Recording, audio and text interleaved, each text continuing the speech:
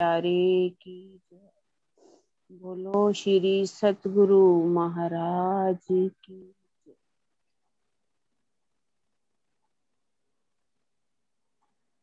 हाँ जी, सुंदर साथ जी, जो मैंने अभी दिमाग में, राजी ने जो मेरे दिल में उपजाया, मैं वो बात बताने जा रही हूँ। हमें ध्यान लगाना है। जैसे तो ध्यान के लिए कौन कौन सी ऐसी बातें हैं जिनका हमें विशेष ध्यान करना है। जैसे कि 6 दर्शन हैं। जैसे मैंने कल ही पढ़ाया बच्चों को, तो 6 दर्शन में एक दर्शन है योग दर्शन। क्योंकि दर्शनों में भी जो बातें लिखी हुई हैं, हमें उनको अपने जीवन में उतारना है। क्योंकि ध्यान लगाना है तो कुछ नियम पालन करने होते हैं। यदि हम उनका पालन करते हैं तो हमारा ध्यान आराम से लग सकता है। उसमें है एक, पहला, यम। यम मतलब ऐसा उसमें कहा गया कि सबसे पहले हमें सत्य का पालन करना होगा। जब तक हमारे जीवन में सत्य नहीं है, हम हर बात बात पर झूठ बोल देते हैं। जैसे अपनी इज्जत बचाने के लिए झूठ बोल देते हैं। हम सोचते हैं, यहाँ तो हम झूठ बोल देते हैं और दूसरों को खुश कर लेते हैं, लेकिन वास्तव में देखा जाए तो क्या राज्य को भी हम धोखा दे सकते हैं? धनी ना जाए किनको धूते हो, जो कीजिए अनेक धुता। हमारा जीवन ऐसा होना चाहिए, उसमें थोड़ा भी झूठ नहीं होना चाहिए। अगर हमने राज्य को पाना है, हमें अपना ध्यान लगाना है, तो उसमें कहा है कि हमें सत्य ही बोलना चाहिए। सत्य भी कैसा बोलना चाहिए? जो प्रिय हो, हितकारी हो। ऐसा सत्य भी नहीं बोलना चाहिए जो क्या है, वो दूसरों का दिल दुखाए, कड़वा हो। नहीं, कड़वा भी नहीं। और हितकारी भी होना चाहिए। जैसे कि मैं एक छोटी सी उदाहरण देती हूँ। एक कसाई जा रहा है, एक गाय आगे आगे जा रही है। गाय इतना भाग रही है और हम देख रहे हैं कि गाय इस तरफ गई है। हमें कसाई पूछ रहा है कि गाय जो है कहाँ गई। हम चुप हो सकते हैं, हमने नहीं देखा। लेकिन यदि हम बोल देते हैं कि गाय इस तरफ को गई, कसाई उसको लेगा और काट देगा। है मतलब, अगर हम सत्य बोल देते हैं तो उसको काट देंगे। इससे अच्छा है कि कभी कभी किसी बात के लिए हमें चुप भी होना पड़ता है। और इसलिए कहा कि सत्य बोलो, लेकिन हितकारी होना चाहिए। झूठ तो नहीं बोला हमने, चुप हो गए उस बात में। और इसमें क्या है, सत्य अगर हम बोलते हैं तो हम कुछ भी जीवन में करेंगे, कहेंगे, तो हमारी जीभा पर सरस्वती आकर के बैठ जाएगी। और आप किसी को भी अच्छी सी, अगर कहते हो कि आपका जाओ काम हो जाए, तो वो आपका उसका काम हो जाएगा। इसके लिए एक छोटा सा मैं उदाहरण बता रही हूँ। एक लड़का था, उस हॉस्टल में पढ़ता था। तो उसके प्रिंसिपल ने आकर के कहा, टीचर ने, कि आपके फादर का एक्सीडेंट हो गया। वो कहता कि नहीं, कभी हो ही नहीं सकता। मेरे फादर का कभी भी एक्सीडेंट नहीं हो सकता, उनकी डेथ नहीं हो सकती, यानी कि। तो उन्होंने कहा, ऐसे कैसे तुम सोच से? कहता, मुझे मालूम है कि हमारे ऐसे परिवार में कभी ऐसा नहीं होता। तो कुछ समय बाद पता चला कि जो डेथ हुई थी, किसी और लड़के के फादर की हुई थी। उन्होंने सोचा कि मैं पता करूं जाकर कि ऐसी कौन सी बात है। इतनी कॉन्फिडेंस से उसने कहा कि हमारे परिवार में ऐसे नहीं होता कभी भी। वो ढूंढ के एड्रेस ढूंढा उसने, उनके घर में पहुंच गया। जब घर में पहुंचा तो क्या देखा, पूछा उन्होंने जाकर के कि हमने आपके बेटे को ऐसे से कहा, तो उसने कहा कि हमारे परिवार में कभी भी ऐसे डेथ नहीं होती। तो उसने किस तरह से कहा? कहने लगे हाँ, उसने जो कहा बिल्कुल सत्य कहा। उन्होंने कहा ऐसा क्यों? कहता कारण ये है कि हमारे परिवार में चाहे दुनिया का कोई भी दुख क्यों ना आ जाए, हम सत्य ही बोलते हैं, हम झूठ का सहारा नहीं लेते। इसलिए हमारे परिवार में किसी भी एक्सीडेंट से, किसी तरह से भी गलत तरीके से हमारे घर में मौत नहीं होती। कहने का भाव क्या है? यदि हम सत्य बोलते हैं तो आपके साथ कभी भी गलत नहीं हो सकता। इसलिए जीवन में कुछ भी हो जाए हमारे साथ, हमें सत्य ही बोलना चाहिए। जैसे कि राजा हरिश्चंद्र, उनको आज भी याद करती है। क्यों याद करती है? क्योंकि उसने सत्य का पालन किया। यदि हम भी सत्य ही बोलेंगे, राजी कौन है? राजी सत्य है, झूठ तो नहीं है। जो कल सत्य था, आज है, कल रहेगा, वही राज्य, वही परमात्मा है। इसलिए हमें सत्य ही बोलना पड़ेगा। एक चौपाई है हमारी वाणी के अंदर, सांचारी साहिब सांच सो पाइए, सांच को सांच है प्यारा, या वैष्णव की गत देखो रे वैष्णवो, महामती तिन से भी न्यारा। महामती तो उनसे भी न्यारा। ये तो वैष्णवों की बात है। परमात्मा जो है किससे मिलता है? सत्य से। ठीक है, सत्य है। सत्य के बाद हमें किसका पालन करना है? अहिंसा। अहिंसा का।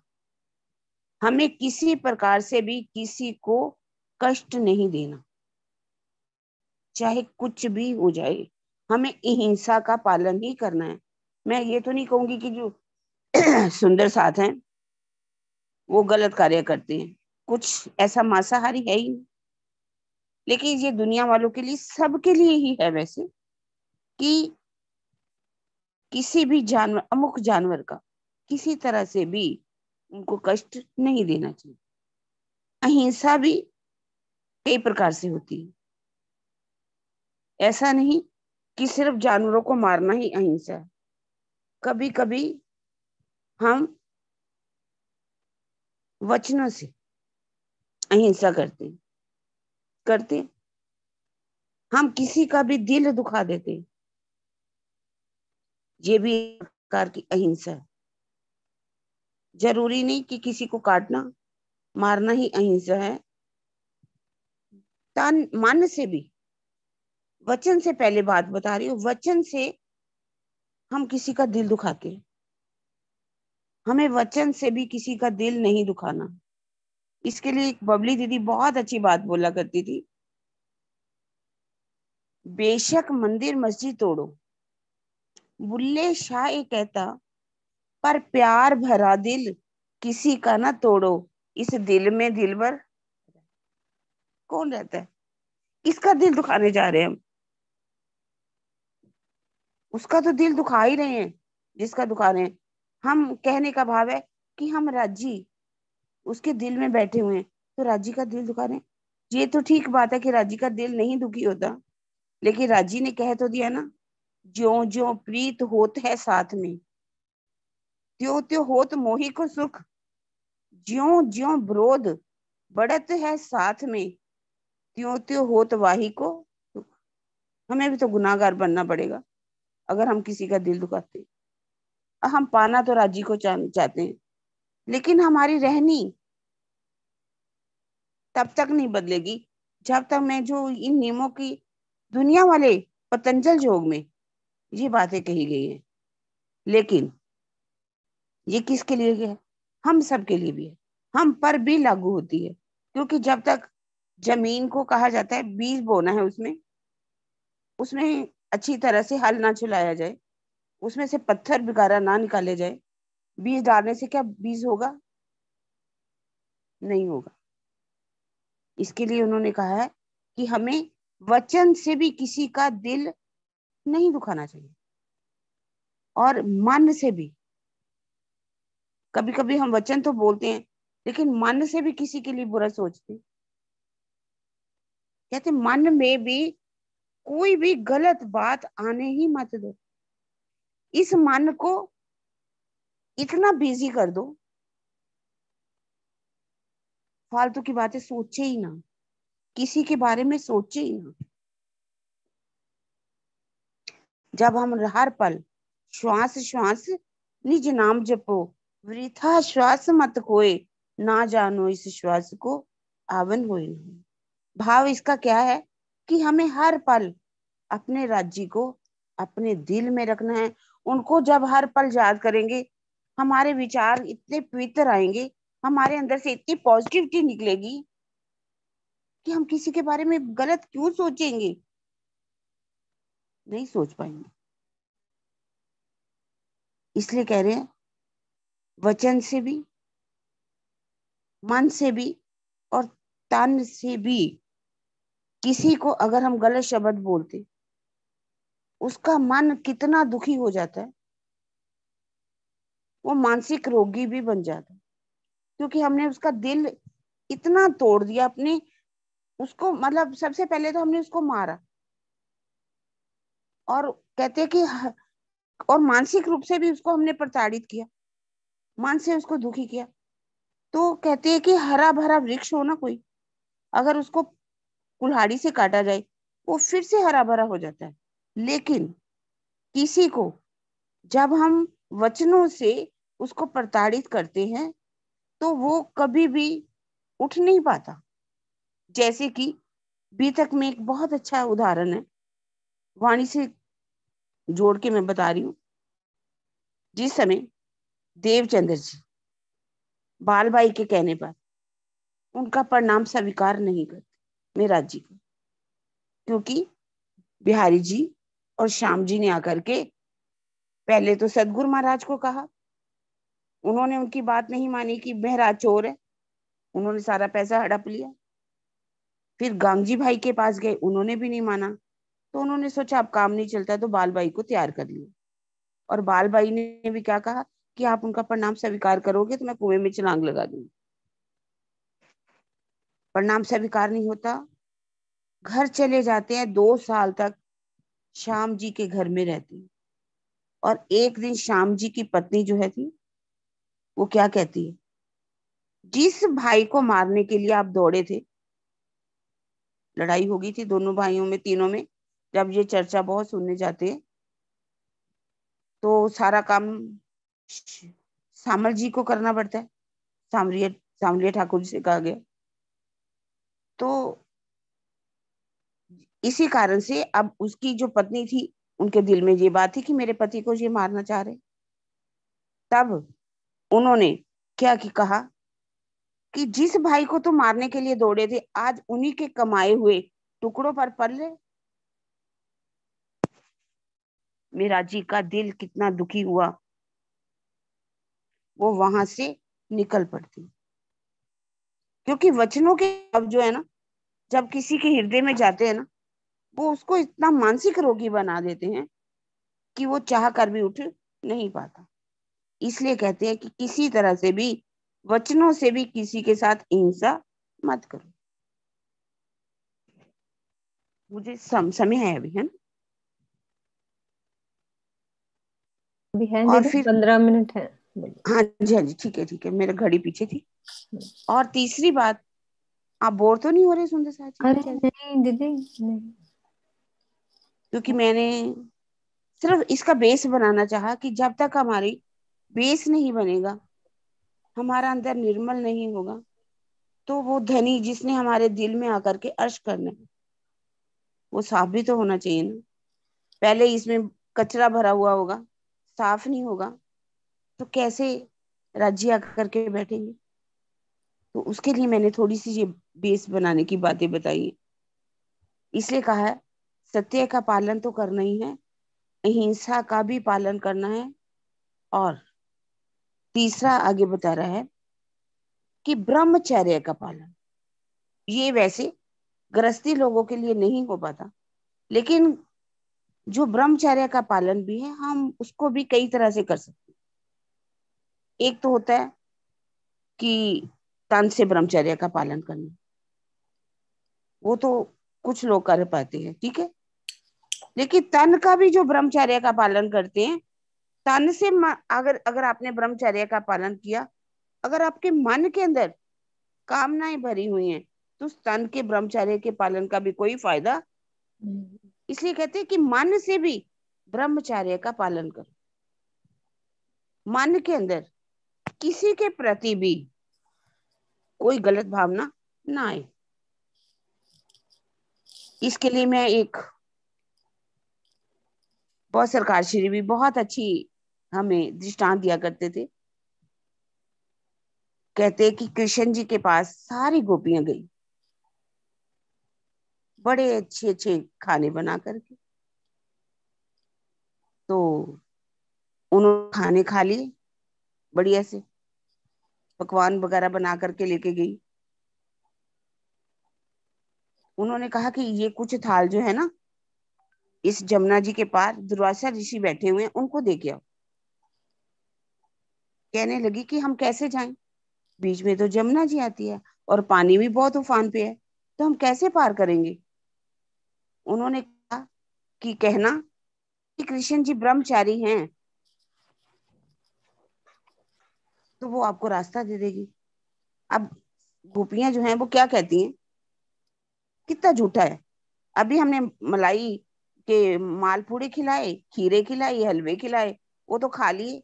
अभी कह रहा है कि यदि और हमारे साथ लीलाएं भी करता है, और ये लीलाएं करता है और कह रहा है कि मैं ब्रह्मचारी हूँ, तो जमुना जी रास्ता दे देगी।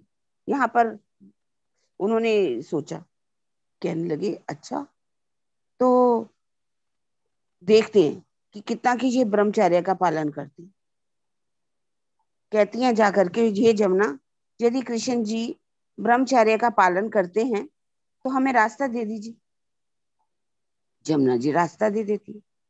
अब ये वहां पहुंचते, दुर्वासा ऋषि के आगे इतने बड़े बड़े खाने रखती हैं। दुर्वासा ऋषि सबको इकट्ठा करते हैं और खा लेते हैं।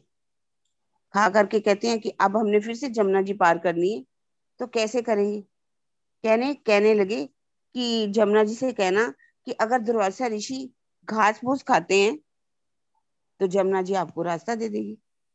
वो कहती है, एक तो वो झूठा जो हमारे साथ लीलाएं करता है, और क्या कहता है कि अ, अगर कृष्ण जी ब्रह्मचारी हैं तो जमुना जी रास्ता दे दे। अगर दूसरा झूठा यहाँ पर है, खा लिए सारे मालपूड़े और कह रहे हैं कि मैंने घास फूस खाई। अब यही बात जा करके वो जमुना जी से कहती हैं, तो जमुना जी रास्ता दे देती। अब जमुना जी को पार करके आ जाती है।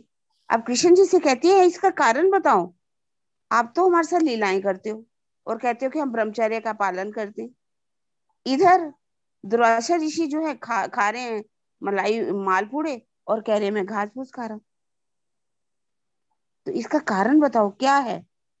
कहने लगे कि मैं ब्रह्मचर्य का पालन करता हूँ, मैं किसी पराई स्त्री की तरफ आंख उठा करके भी नहीं देखता। मैं लीला किसके साथ करता हूँ, जो मेरी अपनी आत्माएं हैं, मेरी अपनी सखियां हैं, मेरी गोपियां हैं, मैं लीला उससे करता हूँ। तो इसका भाव क्या है।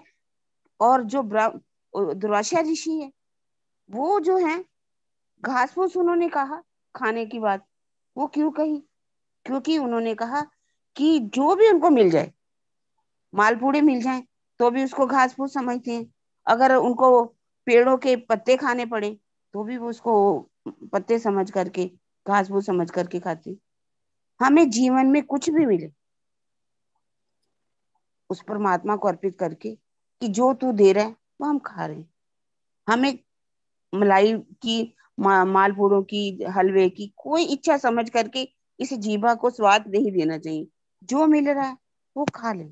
और जो लीला अगर गृहस्थ आश्रम में रह करके जो पालन करना पड़ता है, किसी की तरफ औरत हो तो किसी मर्द की तरफ, और जो आदमी हो तो किसी दूसरी औरत को वो क्या समझे, बहन समझे, माँ समझे, बेटी समझे, तो ये है ब्रह्मचर्य का पालन करना। और एक है ब्रह्मचर्य का पालन सभी सुंदर साथ को हमें करना है। वो कैसे, हम कैसा आचरण करें, ब्रह्म जैसा आचरण करें। ब्रह्मचर्य का अर्थ होता है कि जो ब्रह्मचर्य का पालन करते हैं, ब्रह्म जैसा आचरण करते हैं। ब्रह्मचर्य का ब्रह्म मतलब ब्रह्म का आचरण करने का मतलब है हमारे प्रीतम क्या है, सत्य है, चेतन है, आनंदमयी है, उनके अंदर उनकी रचना कितनी मीठी है। राज्य हमें क्या कहती है, दुख ना दू फूल पाखड़ी देखो शीतल नैन, उपजाऊं सुख सब अंगों बुलाऊं मीठे बैन। राज्य क्या हमें दुख देना चाहती, अगर हम भी इन बातों को अपने जीवन में उतार लें, ब्रह्म जैसा आचरण करें, रूह जैसे राज्य की मीठी बोली है, हमारी भी मीठी बोली है, उनके अंदर सौंदर्य है, तो हमारा दिल भी इतना सौंदर्य वाला होना चाहिए।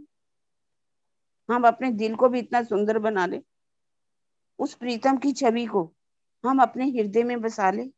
जब हम चिंतन करेंगे, ध्यान करेंगे, और उनके गुण हमारे हृदय में पूरे ही आ जाएंगे। कहते हैं जिसका हम ध्यान करते हैं, हर वक्त जिसके बारे में सोचते हैं,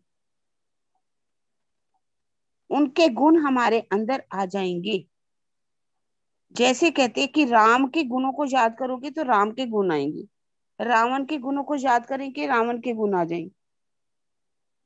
भाव क्या है, हम किसी के बारे में हर समय निंदा करें, चुगली करें, तो उसके अवगुण हमारे अंदर आ जाएंगे। अगर हम किसी के गुणों को हर पल अपने जीवन में उतारेंगे, तो उसके गुण जो है हमारे अंदर आएंगे।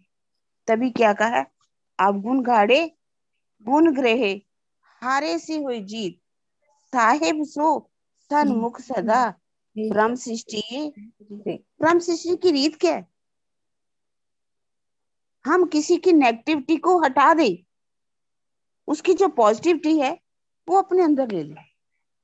जब हम किसी की पॉजिटिविटी अपने अंदर लेंगे, तो हमारे अंदर पॉजिटिव सकारात्मक विचार आएंगे, नकारात्मक विचार नहीं आएंगे। किसी की गलती भी देख करके उसको सोचो कि यदि इसने गलती की है तो शायद इसमें भी कोई कारण छिपा हो।